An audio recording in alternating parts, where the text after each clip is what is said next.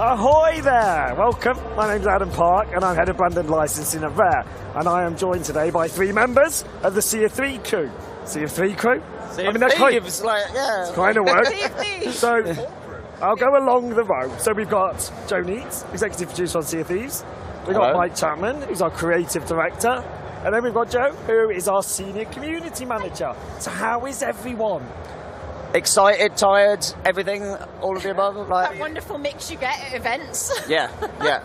Feeling the buzz of the live show. Yeah. Chatting to fans, the energy. So, awesome. I mean, it is our first official show since 2019. Yeah. So how is it actually being... I mean, I'm sure everyone's asking the same question. How is it back at a show with people? Right. Overwhelming, but in the best way, right? Yeah. Like, it really is. Like, it's just... The passion, the excitement, the buzz, I think that we all have coming to a show like this, right? And kind of meeting the fans, but then giving back to us from everybody that we see. It's just like, it's incredible. Like, we've brought so many of the team here. We've got about 13, I think, with us. Like, and because it's just so valuable bringing people to shows, getting that buzz, getting that energy that you just take back to the studio to kind of just pour into more Sea of Thieves, basically, right? Yeah, absolutely. Like 2019, but it feels so much longer. Yeah. Like the first live show for us since 2019, so exactly what Joe said, feeling the buzz from the fans, and we get to take that energy back to the studio to keep making this. And so, Joe, this is your first official Sea of Thieves event. Yes, first official Sea of Thieves event and first Gamescom in general. And? It's amazing. Like, obviously, we had a little taste of this end of July with Sotfest. Yep. And that was wonderful to see the fans in person after so long, and for the first time for, I think, a lot of us. And now we've brought it to Gamescom, and some of them are here, and you're seeing them again and recognising them, and you get that real sense of what it means to them to be a part of this community. And we've got all sorts going on the stand, so go on, show off. So we've got tattoo stands, we've got Gold Hunters Live, which people can tune into. You can come and win things, photo ops, meet the team, so it's great being back. But, so obviously it's been 3 years since we've done anything like this. What's gone on generally, Mike? I'm going to ask you to start with. Sure. Sea of Thieves, has anything happened in the last 3 years? What haven't we done? Honestly, I think like, our passion has always been to keep building out this pirate world. And over the last 3 years, you think back to the things that we've added the emissary system. In fact, the players can go and role play as their trading companies for extra rewards. We've added new quest types. We brought in our seasonal progression systems. We brought in our adventures. We brought in our mysteries. We brought in like all these new ways to play. And one of the key ones, of course, was our collaboration with Disney on A Pirate's Life. And since 2019. Thank you, sir. Just keep going. Yeah. And one of the big ones was what happened with The Pirate's Life. So working with Disney, we built all of that during the pandemic. Being at home, working with this team, we've worked together for so long. All of this incredible bonds and relationships that we built allowed us to get through what was a very hard time, but come through it stronger as a team, and we're more passionate than ever. And obviously, Joe, you joined Sea of Thieves during the pandemic. How has it been, like, that dynamic of actually coming into the studio? It's the best thing. Like, you get a real sense since day one of how closely the team works together and how approachable everyone is. There's no one that you can't just drop a message to, but that translates over to the studio where we've got such a wonderful, creative, nurturing environment, but you can go and knock on the door of anyone or bump into them into the corridor and conversations spark from that. It's such a wonderful thing to now have that. Everyone's not just behind a screen anymore. And how do you feel, Joe? I mean, again, it's been a long 3 years. We've achieved a lot in that time. How does it feel being back somewhere like this with what we've done? Well, honestly, like, I think we were talking about this kind of earlier, right? Like you were talking about during the pandemic, the team's all separated, but being back in the studio, you just get that energy that you feed off each other. You feed off kind of the team and the people around you. And coming to a show like this, you kind of get that same thing. Like I said, it's just you feed off the energy. Like, and even though we're exhausted and we've all got sore throats and I've got a cough sweet in my mouth at all times, like water on hand, like, but it is water, I promise. It's just. It just gives you this energy and desire and passion to just like want to go back to the studio and just pour it into your work and pour it into the game, and you kind of want to take it and bottle it, right, and then take it back to the whole studio like we always do when we go back. We take photos and videos and do a big presentation and really try and just get people to understand what it's like to meet the fans, right? And you get the afterglow, and this is what we'll experience next week. We'll have this wonderful Gamescom afterglow as we get to take that back to the studio, like Joe said, and put it into all the ambitious things we've got planned for this year and beyond. Well, before we get on to that, teases and the like. So you did, like you mentioned it, one of the things we introduced in the last few years was seasons. Yes. Season 7. Yeah. Just gone live a couple of weeks back. Indeed. And it's a biggie. It is a biggie. It's a biggie. So, like, what have you, and I'm going to start with you, Mike, but I will come to you, what have you kind of enjoyed seeing people do? And what has Season 7, like, introduced to Sea of Thieves? Well, Season 7, you're right, is a big one. And the idea of being a pirate captain in our world, the idea that your ship becomes an embodiment of who you are in this world and your pirate journey. Captaincy extends that pirate journey. It allows you to, as our community have often requested, to name your ship for the first time, to have this persistent identity for your ship. But beyond that, we're bringing in new progression elements. We're bringing in the captain's log, bringing ways that your session and the ship now feels like a home. So based on how you play, your ship represents who you uniquely are as a pirate and how you play in Sea of Thieves. So I think one of the most important things that has meant a lot to us seeing the reception is just seeing players go all in on that role play. You know, we're going all in the idea of this is who I am, and when you board someone's ship, that representing who they are in the Sea of Thieves world. And why Captaincy now? Like, what made sense to bring it in at this point? Well, it's one of those features. I think we were always going to do it. Yeah. Why it made sense now was, and it kind of goes back to the question around what's happened in the last 3 years. You think about how much richer that Sea of Thieves experience has become. There's so many ways to play in Sea of Thieves now. There's so many ways to be who you uniquely are as a pirate, where the sandbox has got richer. There's new activities, there's new quests, there's new enemy threats. There's just new ways to play. So Captaincy coming in now and rewarding you for all the unique things that's now in the sandbox, it kind of just puts this lovely new layer to that pirate journey, and it just celebrates this rich game that Sea of Thieves has become. And I suppose, Joe, from a community perspective, you must have seen this played out in real time. Like, how has the community taken to Captaincy? That's the thing. Like, from day one, they've been asking, when can we name our ships? When can we do this? And then we've not only delivered that, we've delivered so much more on top of it, that people now have this pirate identity that until now was just conversations or role plays. And we've got people that are going for all those fishing trinkets, or people like myself that it's all cannons fired and fought of the dams that you've completed.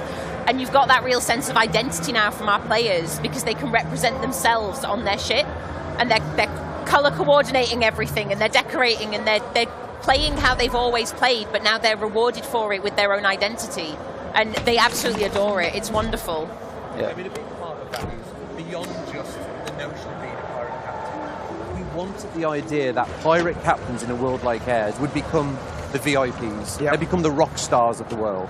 So as part of Captaincy, and that's a big update that we brought in, there's a set of perks and conveniences that captains now have. So when you own your first ship in the Sea of Thieves, there's a unique cash-in point just for you in the Sea of Thieves world to make offloading that treasure, you know, as part of going out there and having adventures, making that feel so much more efficient, using the harpoon to harpoon the treasure off the deck, cashing in that treasure really efficiently.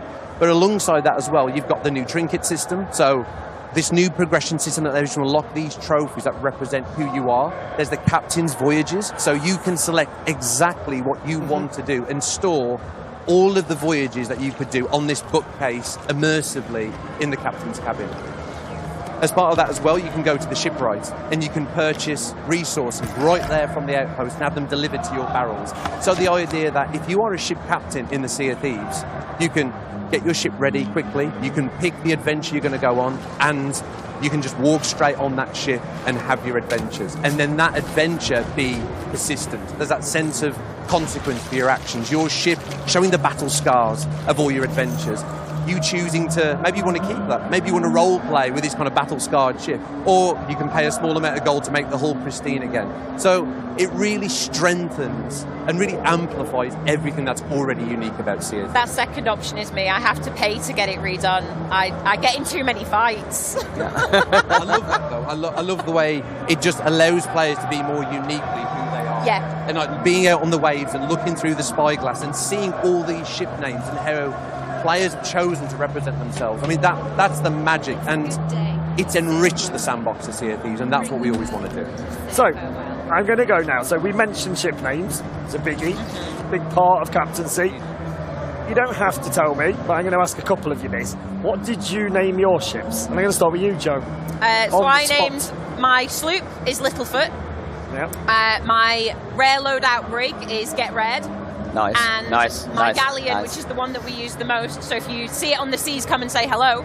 That's the purple loadout, and that is the Purple Rain with the quartermaster sails. Very good. Nice. And what about you, Mike? Okay, so I've got a sloop and a brig. So for the sloop is called the Golden Blade. Yep. So fans of Sea of Thieves will know that the Silver Blade, the Burning Blade, it's a big part of their lore. So the Golden Blade's a little tease for our fans, maybe, someone that's really into the lore, but my sloop is called the Golden Blade, and my brig is called Inferno. And that is actually a reference to One-Eyed Willie's ship, Inferno, in the 80s classic, The Goonies. And why, Mike, is the Goonies so unique? Because it's something that comes up, like, right back. And Joe? It's because the 80s was the best decade. Like, beyond, like, that's just Hands like, down, not no even... contest. Broadcast over. Yeah.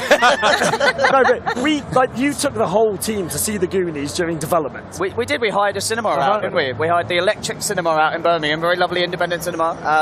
But yeah, had some pirate-themed cocktails that they put on, and yeah, we took the whole team to see it because it was all about that camaraderie, that adventuring together, right? Like, in all seriousness, like it's hard not to get emotional when Joe. Like, such an incredible memory of the development of Sea of Thieves, and in such a deep and meaningful way. When we went to watch the Goonies together, it felt like we, as a team, were about to embark on our own pirate adventure, like the characters in that movie. And we knew we wanted to create a game where the bonds between the crew felt like the bonds between the characters in the Goonies. They're on this pirate adventure, they don't know what's going to happen, they're going to be surprised by all the dangers and the perils that come their way. So the Goonies for us is just, it's a lovely memory, but it really feels in tune with the spirit of what Sea of Thieves has always been. Yeah. So Joe, instead of asking you what your ship's called, no one's asked me. No one's asked you. Mine was Notorious B.R.G., which works verbally, doesn't work when written. Anyway, so what's some of the favourite ships you've seen, though?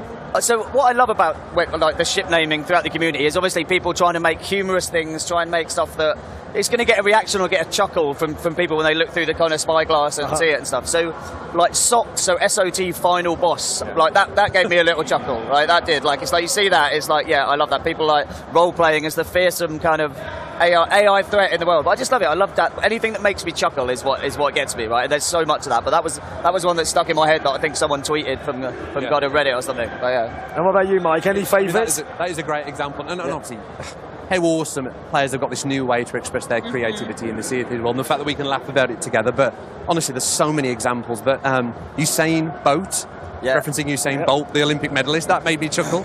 I like the way that you felt like you had to explain that. Well, I want to make sure. It's all right. The world-known Olympic medalist. But one that I just can't forget. It's a little bit dark, but she kept the house. Beautiful. That really made me chuckle. That is good. It's very clever. It's very clever. And how about you, Joe? Honestly, the really obvious ones are the ones that make me giggle. I ran across a galleon that was just, this boat is big. Yeah. I was like, yes, it is. Little salute on your way. Aye, it is. Yeah. And it's those ones that I like, but you see them when you say you've got the role-playing ones where they've gone for some variation on something we've got in game, or you've got just the funny puns that we've seen as well. And it's that creativity that you see, and you're like, you can almost judge what kind of pirate they are. Yeah. But not all the time, and I love that. Yeah. No, you're right, actually, because if someone's got a humorous, like, this boat is big thing, you can imagine approaching them maybe and, like, having a laugh with them, right, and speak to them over, using the speaker choppy or something. Yeah. So, yeah, you're right, actually. It really adds a kind of different sort of feeling, doesn't it, to encountering other ships. So I do actually have the top 10 boat names. Oh, okay. Right. This is where we would have Top of the Pops music. Okay. For people of a certain vintage. Go on. Right. Did you prep them to, like... No. Okay. Well, actually, does anyone want to guess? See if anyone can guess what number one is. I just flashed it at the camera. Like a Tory. Like a Tory. That would happen. We knew you'd do that. I am a Conservative MP. I would say knowing our fans, knowing our community and the role play of the world, and generally how things go down, I would predict something like The Black Pearl. And you would be quite right, Mike. Yeah, and collect your gift. There's a lot of black pearls out there, and how awesome is that? And that's that original creativity and humour that we love to see from our players. Yeah, it's come on, let people role play. Let people role play. Is what the game's all about. And you go on, Joe. If Black Pearl's in there, then Yes. there's got to be a Flying Dutchman. You would be quite right. Top 3? No, actually, he's number 7. Oh. Joe? Sorry? Usain Bolt. Correct. There you go, that's in there. So others in the top 10. I'm not going to do an exhaustive list, but we have Sloop Dog. Sloop Dog, nice. Very good. We have Y. Why? The letter Y. I don't want an existential crisis while I'm sailing. Why? Why? But Why? why? Is this just what they wanted, just like, why? Don't come at me with those difficult don't questions. Don't look at on the that. You way. looked really troubled by that, Mike. I am troubled. I don't understand that one. No. And then, so, If your ship's named Y, get in touch. Yeah. yeah, actually, yes, let us know why. Please. And we hope it's not rude. Yeah. So we've also got Unsinkable 2. Yeah. Okay. Oh, I Titanic thought there'd be reference. Titanic in there. Okay, yeah. Jackdaw. Jackdaw? Yes. Okay. Real- Thousand Sunny. Oh, yeah, okay, Right, okay, yeah. Going Merry and Queen Anne's Revenge have Of all in there course. as the well. one Right. and only. So Very there we good. go. Right, so moving on then. Were any of those Sea of Thieves? No. We're just getting to that section now. Yeah. Everyone just like, "Ugh." So, No. Adventure 6 then. Adventure 6. So it's live right now. People are playing it as we speak. So can you, Mike, probably best, give us an overview of where this fits within the lore and the story? Where are we? Yeah, so we're in a really interesting time in the Sea of Thieves now in our storytelling, where it's set against the backdrop of these emerging factions in the Sea of Thieves. And our players will know that last year, as part of the Pirates' life, the Dark Brethren emerged, working with Davy Jones. And of course, Davy Jones got defeated because of the valiant efforts of our players. But the Dark Brethren are still around, with Amaranta, their new member, who's an ex-Sea Dog, and we've got everybody's favourite, Duke. So there's the Dark Brethren. There's, of course, the one and only Pirate Lord and his pirate legends. Players are often part of that.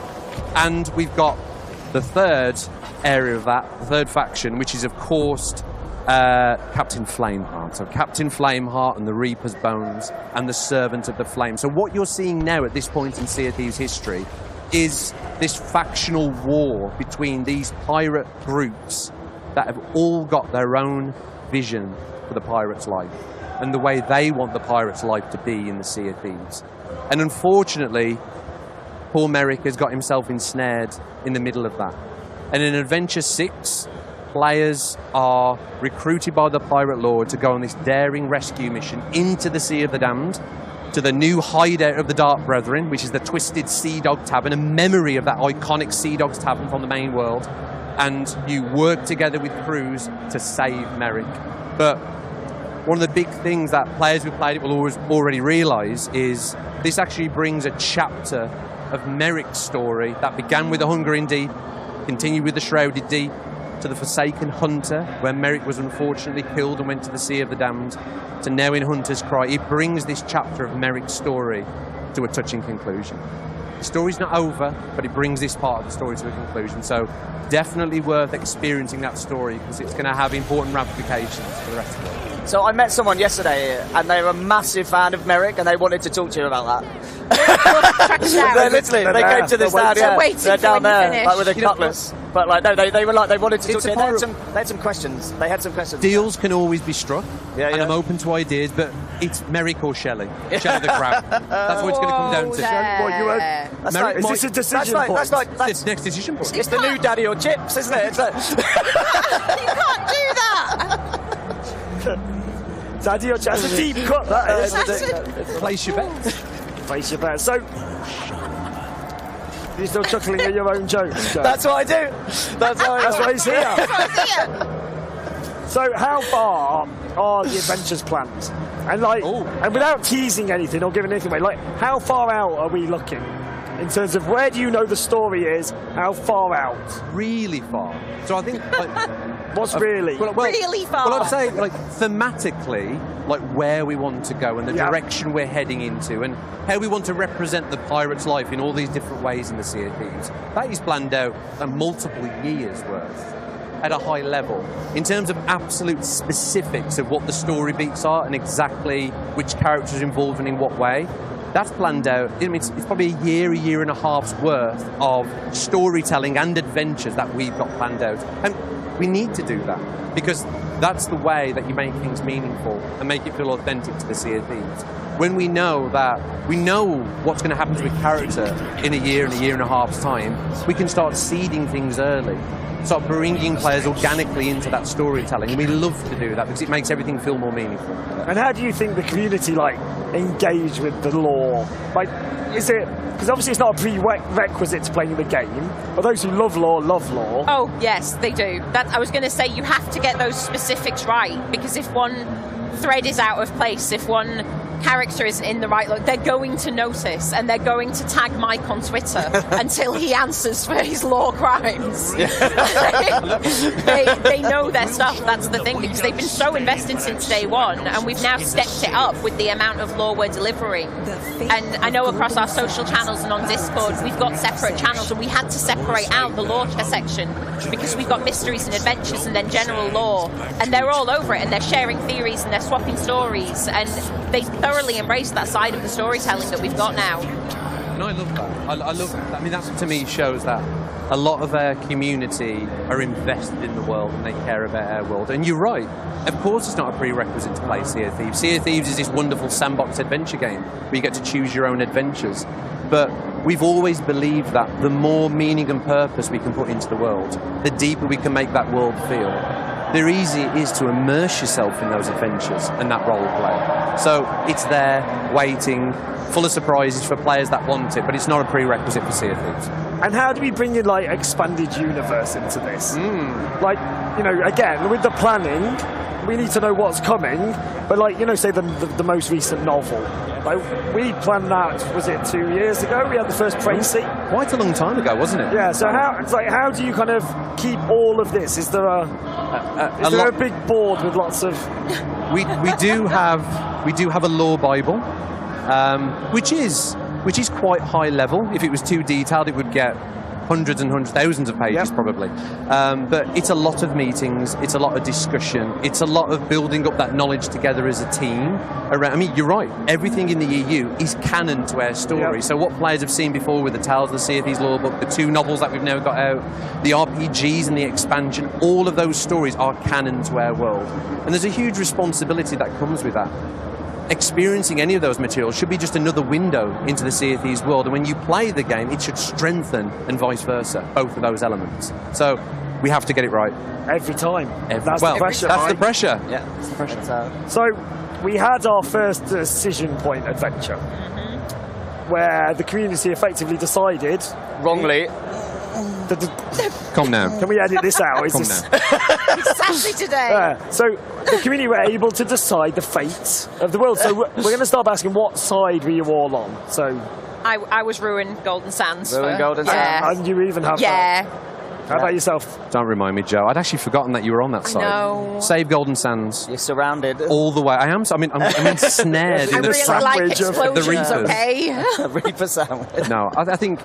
As we've seen today, interacting with people here at Gamescom, Merrick is such a beloved character, and what Merrick stands for, and he's a salty pirate that's lived his life in the Sea of Thieves, and people love that character. And I think for me, it's a more interesting story, and it's unbelievable that the community chose to go that way. The fact that they bonded together to take this positive action to defend Golden Sands. So which side were you, Joe? I think we can guess. Ruin Golden Sands, absolutely. And obviously all on the side of Sea of Thieves.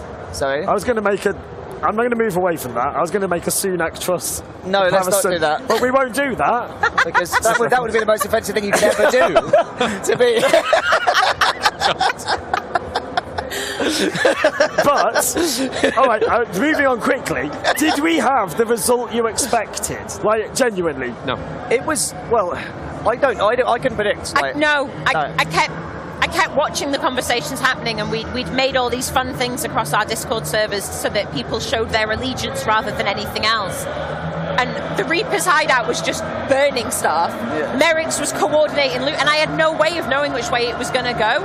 And as much as I wanted to ruin it, I'm not going to lie, I spawned in my first play session afterwards on Golden Sands and was really happy. I was look at it. I think as a designer, you think so much about the psychology of players and how they'll react to certain things. And I genuinely believe personally that it would go the way, it would go to that negative choice, it would go to the Reapers. They choose chaos. Who wouldn't want to see what happened if the Reapers won? Because Golden Sands, it's about taking it back to that neutral state, which it will evolve now because the choice has been made. But I always thought people would side with the Reapers, so just blown away by the fact that didn't happen. I thought that was a lovely surprise, and it's going to be really interesting as players see throughout this year what's going to happen to Golden Sands now and how that's going to play out. And honestly, and I love knowing kind of what the next decision point is and where we're leading to. Like that is going to be another huge moment for our community to have to again make a choice, right? And the impact that's coming with that, like without teasing too much. But it's like, you know, later this year there's going to be another big one. Like I think bigger in terms of kind of emotional impact. The emotional investment in the next one I think will be bigger. Well, so I'm going to ask again. You've kind of preempted the question, but. So we're having another decision point. That's happening. Okay. Hey, there we go. I've got it on the screen. That's and it's a big one. But so that was my question. Like, if we were to like scale it based on the last one, is this bigger, similar? What can people expect? Bigger. It's absolutely bigger. It cuts right to the core of some of the key characters in the Sea of Thieves. And we wanted to do that. We wanted to drive a big world change with Golden Sands. Obviously, we set that up with the first adventure, Treasure Island. And picking Golden Sands because it was a beloved outpost, beautiful palm trees, it's paradise. We knew that would trigger an emotional response for our players, but we've done that now. We've seen how players interact with it. We've learned some lessons about how to set up these type of live storytelling events, and now we're going to go even further. We're going to be even more ambitious with this second choice this year, so look out for that. And also mechanically, again, without spoiling it, but you've learned a lot from how we designed the first one and the activities people were doing and how we're going to be kind of, like, I love what we've got planned there in terms of like the activities people are going to be doing and how that's going to play out and how it's just, I think, going to make the whole Sea of Thieves feel so different during that time period. It'll be a real moment in time, and Joe's right. We've deliberately in Adventures so far done very different things. One's more focused on the pure gameplay, one's more focused on the storytelling, all these different set pieces, because we're learning, and we're going to take those learnings into the future adventures that we've planned out. We're already doing that. And you've touched on it slightly there, but how is it planned? Like in terms of production, as executive producer. In terms of production, as design director, like how do you kind of prepare for that decision point though? Like, you know, do we have both tracks ready to go, or is it more a case of, well, we assume this will happen, or we have a more neutral state? So, that genuinely is probably one of the most complex things we've ever done. Well, you got like 2 minutes. I'll keep it brief. But you've got to plan for both outcomes. We deliberately don't start building the bigger things because that would be an incredible waste of the team's time. That we could put to more valuable things. But we have to plan out a junction point. So earlier on, when I was talking about the fact that we've got adventures planned out for the next year and a half, there's almost a fork in the roads there, where there's almost option A and there's option B, based on some of these community choices that we're planning. So it makes a complex job even more complex, but like so worthwhile. So worthwhile to see that play out with the community. And Joe, just kind of, we're going to wrap up in a moment, but like from what you know of the next decision point, like do you think we're going to see that kind of groundswell from the community again? I think they're gonna go wild for the next one. I think it's really exciting, and with that other decision point, they've seen how they can alter the world that they're playing in, and that most of them spend a lot of their time in. And I think this next one really is going to step it up, and I think we will see that resurgence of the passion that we saw in the last decision point, and then some. So to wrap up, then, we're here for a couple more days. What can people expect, like from us at Gamescom? Just come to the stand, basically. Like there's always going to be Sea of Thieves crew at the stand, right? And each day we have like there's a meet and greet slot that we've tweeted out. I don't know when, but it is 5 o'clock today, 5 p.m. today. 5 o'clock today, and then 1 o'clock, I think, every other day, I think. But and then you can come play, you can win the medallions, like you can watch the stream, but the whole point we're here is just to chat and meet with fans, right? That's why we brought so many people here. That's the energy we want. Come and give Mike feedback and questions about specifically everything. On Merrick. Yeah, specifically on Merrick. Well, I love it. Honestly, that is the privilege of being at a live show like this. Nothing energises you more than talking to fans, feeling their passion, hearing their questions and their feedback. We don't just want to hear the good stuff. We want to hear the bad stuff. We want to learn. We want to make this service of Sea of Thieves and this pirate world the best it can possibly be. If you love pirates, Sea of Thieves should be the game for you. So we love nothing more than talking to our fans. We love the game as much as our fans do. What a wonderful place to leave it. Yeah, isn't that lovely? You didn't even ask any questions about Skull and Bones. What's that then? What about, tell me about Skull and Bones show. Oh, we're out of time. But no, so thank you. But this has been great. So thank you ever so much. And as Joe says, if you are here, do come down and see us. Please do, honestly. But if not, we'll see you on the seas. Indeed, yes. Thank you. Bye. Bye.